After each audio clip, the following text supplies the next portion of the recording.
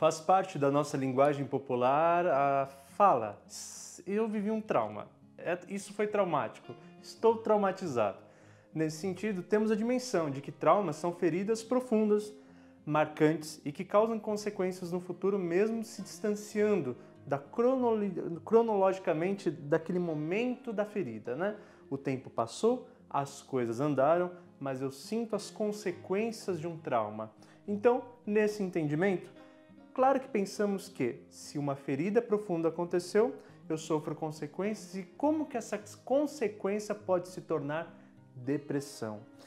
Hoje nós vamos entender como que os traumas, pela naturalidade de suas profundidades, mas também através do descuido, muitas vezes, podem gerar uma depressão lá na frente, tá? Pode não ser imediata, pode não ser em consequência, mais uma vez, cronologicamente naquele momento, mas em um futuro isso despertar através de gatilhos ou através de um acesso mesmo mais emocional adentro, reencontrar aquele âmago do trauma e descobrir, revelar, potencializar uma depressão. Nós vamos entender isso e, para entendermos, passaremos por esses pontos aqui. Primeiro, a ferida profunda, vamos pensar sobre isso. Depois, a cadeia de despotencialização e, por último, o cuidado incorreto. Entendendo esses três pontos, nós vamos entender como é esse funcionamento, como podemos nos proteger e qual é a saída. Meu nome é Victor De Gasperi, eu sou psicólogo clínico e escritor. É um imenso prazer te ter por aqui. Muito rapidamente, como sempre, quero te convidar a se inscrever no canal e curtir o vídeo. É a forma que você melhor nos apoia. E também dizer que aqui na descrição tem um link onde você pode encontrar os meus livros e também minhas outras redes. Então vamos lá. Primeiro ponto, a ferida profunda. Claro, o momento em que acontece, como isso se aprofunda dentro de nós. O trauma, ele é de fato um nome, né, uma especificidade que a gente dá àquilo que foi muito marcante, muito profundo. Para isso acontecer, a gente tem que pegar uma proporção que é a seguinte: um fato aconteceu e atingiu um sujeito com determinada organização ou capacidade de se organizar. O que eu quero dizer com isso? Quanto menores somos, por exemplo, crianças mesmo, né, depois adolescentes, mas quanto mais irmos para trás, menos temos a capacidade de nos organizarmos. Somos seres mais crus, com menos experiência, menos vivência, nos organizamos com mais dificuldade. Como assim organizar, Victor? Tipo, organizar uma gaveta? A gaveta das emoções, digamos assim.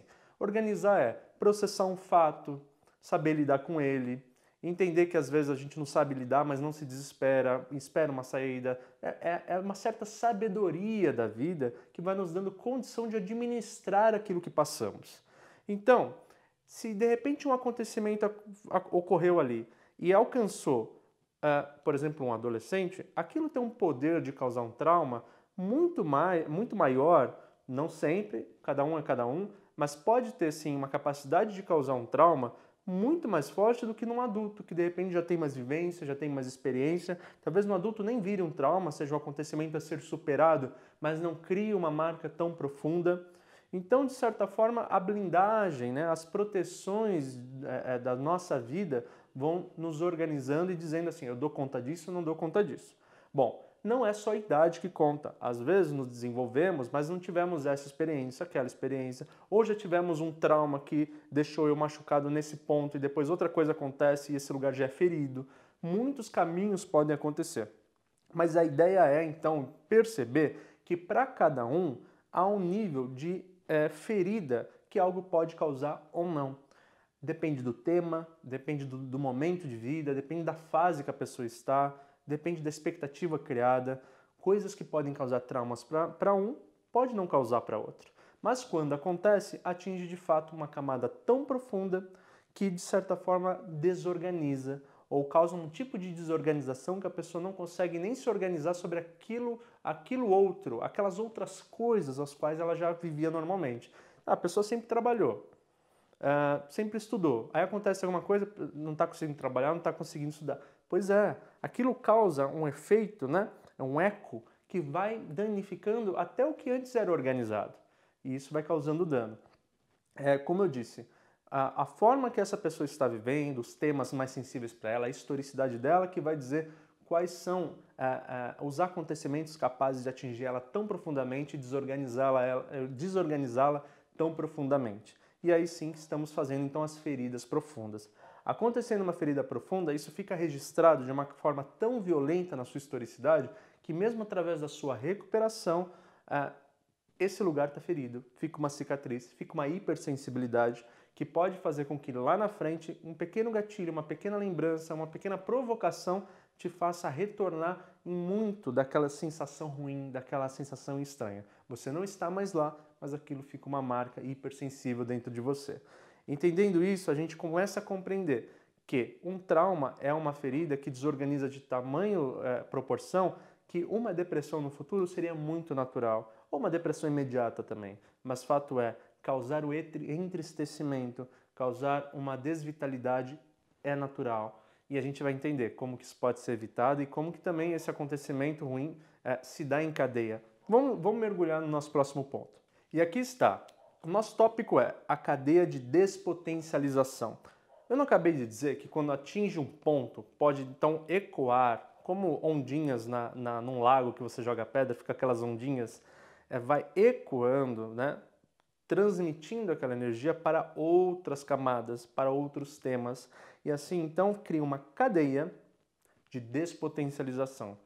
Atinge isso aqui fica desanimado, fica ruim. Atinge aquilo, fica desanimado, fica ruim. Atinge aquilo e tudo vai dando mais ou menos errado. E quando tudo vai dando mais ou menos errado, se sentindo desmotivado a lutar por aquilo e por todas essas camadinhas, a gente vai perdendo a nossa união de forças. Porque o que faz a gente sustentar, às vezes, uma ferida é que outros temas da vida estão bacanas, funcionando bem, nos dando força. Agora, se todos começam a ser atingidos, a gente vai sucumbindo.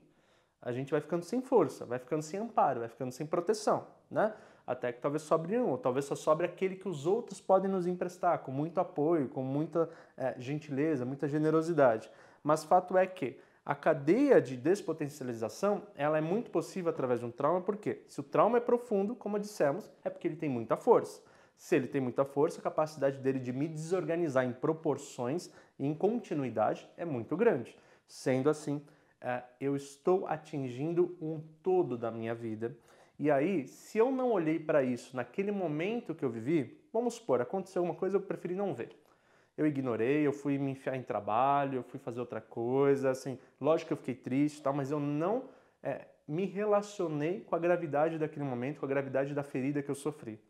Mais tarde isso pode ser engatilhado. Aliás, eu diria até que mais dia, menos dia, isso vai aparecer. Porque está vivo, não foi processado. E um gatilho que aconteça já talvez abra a janelinha para que tudo isso apareça, tudo isso se revele de novo. Né? Agora, na verdade, para valer, que te angustie de verdade. Agora, mesmo que você olhe, mesmo que você mexa, se não tiver um cuidado adequado, que vai ser o nosso próximo tópico daqui a pouquinho, a gente vai sim criando essa cadeia de despotencialização, o que leva, então, como a gente está dizendo, a uma depressão, porque tudo se desorganizou, o meu sistema químico, o meu sistema psíquico, o meu sistema biológico, todo ele está tendo que se adaptar a uma nova realidade, a um novo contexto, a uma nova frustração, e aí as coisas podem ficar complexas. Mas vamos entender sobre o cuidado? Nosso próximo ponto. Aqui eu coloquei o cuidado incorreto como uma reflexão de que, se não cuidarmos de uma maneira realmente acolhedora, correta, nós podemos causar esse efeito que eu disse do eco, muito longínquo, muito constante, ao ponto então de a gente não conseguir fazer nada que melhore, e na verdade talvez vá até cada vez mais, como anteriormente dissemos, se despotencializando. Nesse sentido, qual é o cuidado correto? Obviamente, cada um tem uma forma de se restabelecer, de se recuperar. Mas o cuidado correto é aquele a qual você é acolhido sempre e acolhido para você ter a condição de acolher a sua dor. Veja que é um processo. Eu preciso acolher a minha dor. Isso causa muita angústia, causa sofrimento. Então eu preciso também que eu seja acolhido.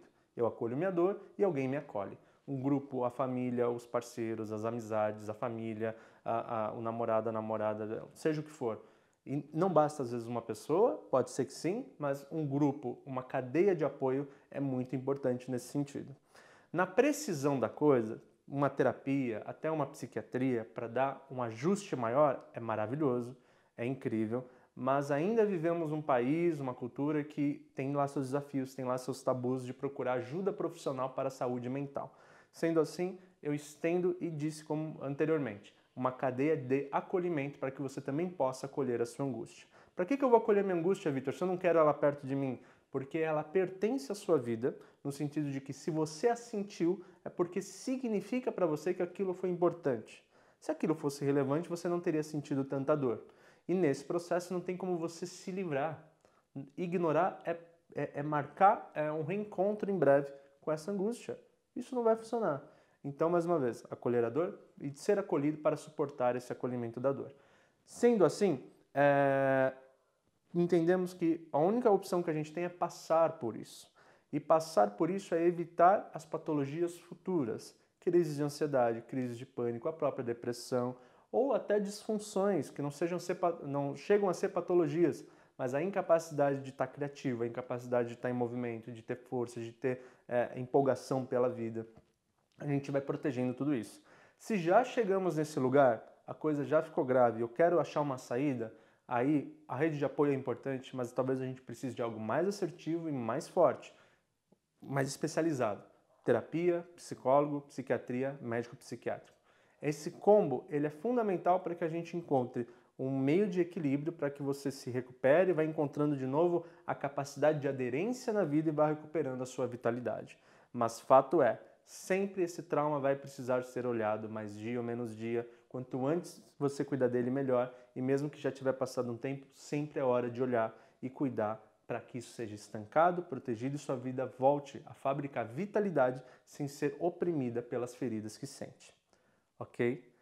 Assim nós vamos entendendo que o caminho da vida precisa e exige que nós possamos enfrentar aquilo que nos atinge. Bom, galera, é sempre delicado, né? Falar de tristezas, de depressão, de traumas. São feridas que a gente, claro, não quer olhar porque é difícil, é complexo, mas é a nossa saída para uma vida contínua de bem-estar e recuperação.